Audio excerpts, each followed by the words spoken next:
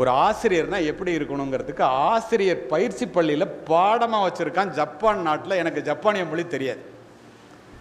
ஆங்கிலத்தில் மொழிபெயர்த்து சொல்லி சொன்னதை கேட்டு உங்கள்கிட்ட சொல்கிறேன். 80 ஆண்டுகளுக்கு முன்னால் ஜப்பானிய நாடு இராணுவ ஆட்சியில் இருக்கும்போது கொள்ளைக்காரர்கள் இராணுவ உடையை திருடி அணிந்து கொண்டு கூட்டம் கூட்டமாக, இங்கெல்லாம் சொல்லுவாங்க தீவட்டி கொள்ளைன்னு, கிராமங்களிலே புகுந்து கண்ணில் படுபவர்களையெல்லாம் வெட்டி சாய்த்து விட்டு கொள்ளையடிப்பதை வழக்கமாக வைத்திருந்த ஒரு காலம். அது போன்றதொரு காலகட்டத்திலே ஒரு தாய் 2 குழந்தைகளுக்கு சோறூட்டி கொண்டு வாசலிலே அமர்ந்திருக்கின்றார். கொள்ளைக்காரர்கள் கூட்டம் கூட்டமாக வருகிறார்கள் என்று தெரிந்தவுடன் எல்லோரும் மறைவிடத்தை நோக்கி ஓடுகிறார்கள்.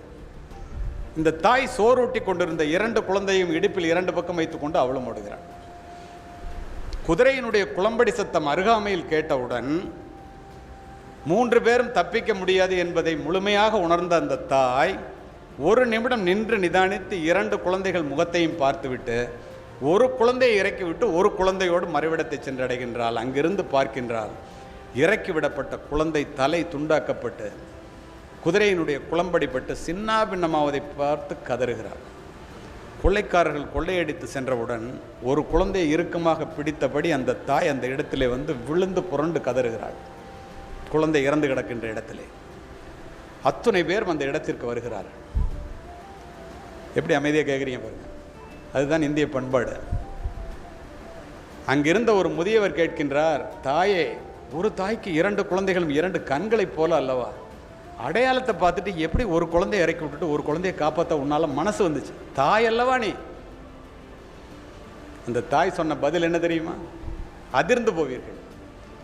பெரியவரே, என்னுடைய குழந்தைக்கு சோறூட்டி கொண்டிருக்கும் போது என்னிடம் படிக்கின்ற பக்கத்து வீட்டு குழந்தையும் வந்து விட்டது.